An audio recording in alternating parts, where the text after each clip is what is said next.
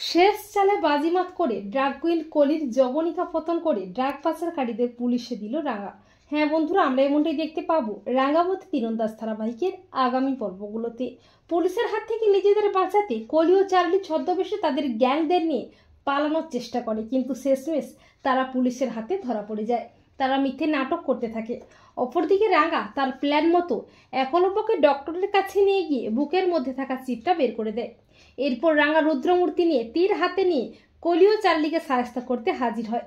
রাঙা বলে, তোদের খেলাটা শেষ রে, তোরা জানিস না কার স্বামীটাকে তোরা তুলে নিয়ে গেছিলি, এই তীর দিয়ে তোদের এফোর ওফর করে দেবো। কলি বলে, আমাদের ছেড়ে দিন, তা না হলে এই রিমোটে একটু চাপ দেবো, অমনি একলব্য বসু ফিনিশড। রাঙা বলে, ও তাই নাকি, তাহলে একবার চেপে ধরতো বোতামটা, দেখি উড়ানবাবু কেমন করে শ্রেষ্ঠ হয়। কলি বলে, কি হলো, বোতামটা কোনো কাজ হচ্ছে না কেন?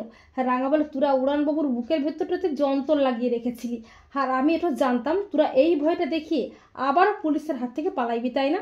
কিন্তু তোদের সেগুড়ে বালি, উড়ানবাবুর বুকটা থেকে যন্ত্রটা বের করে নিয়েছিলে। এবারে তোরা নিজের মুখে তোদের বেআইনি কাজকর্মটা স্বীকার কর। রাঙার তীরের ভয়ে কলি ও চার্লি নিজের মুখে তাদের সমস্ত বেআইনি কাজকর্ম স্বীকার করে। এরপর পুলিশ ড্রাগ পাচারকারী গ্যাংটাকে অ্যারেস্ট করে, আর একলব্য নির্দোষ প্রমাণিত হয়। তো বন্ধুরা, তোমরাও এটাই চাও তো যে শেষ চালে বাজিমাত করে ড্রাগ কুইন কলির যবনিকা পতন করে ড্রাগ পাচারকারীদের জন্য পুলিশের হাতে তুলে দেয় রাঙা? কমেন্ট করে এক্ষুনি জানিয়ে দাও তোমাদের মতামতটি।